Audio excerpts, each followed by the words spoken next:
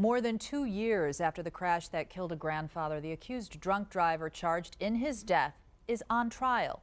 Cory Jackson is charged with aggravated vehicular homicide and driving under the influence in the crash that killed 73-year-old Paul Nauman. And a 10 TV investigation could play a role in his trial. Reporter Glenn McIntyre is live at the Morrow County Courthouse to explain. Glenn.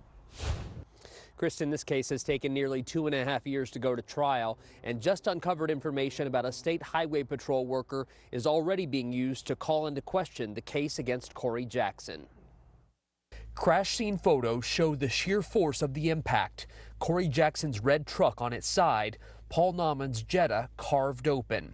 It just was crunching of metal. I mean, it was metal for the longest time. Patricia Nauman described what she heard from the Volkswagen's passenger seat. Just crunching and crunching and crunching of metal. And then it was silent. And I just thought, and I said it out loud, I said, my God, he actually hit us. She would survive. Her husband of 53 years would not.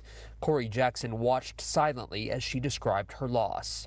He took my children's father. He took my husband. Nauman testified to seeing the headlights from Jackson's truck coming toward them. She and investigators say he's the one who crossed the center lane. The defense says it was Paul Nauman.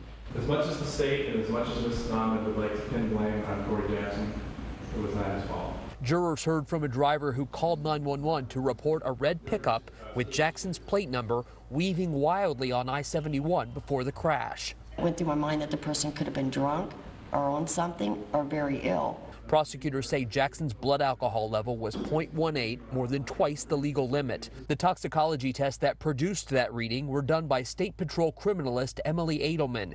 An investigation by 10 TV last week revealed Edelman was disciplined for numerous violations of policy in the state crime lab. The defense cited that report in challenging the evidence against Cory Jackson. During that investigation, one of the directors of the lab tells the investigator it's highly likely she's done this in the past. And we just never caught it because we weren't looking for it. So that's the quality of the evidence you're going to hear from the state.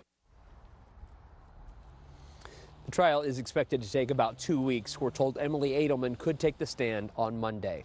Reporting live at the Morrow County Courthouse, Glenn McIntyre, 10 TV News.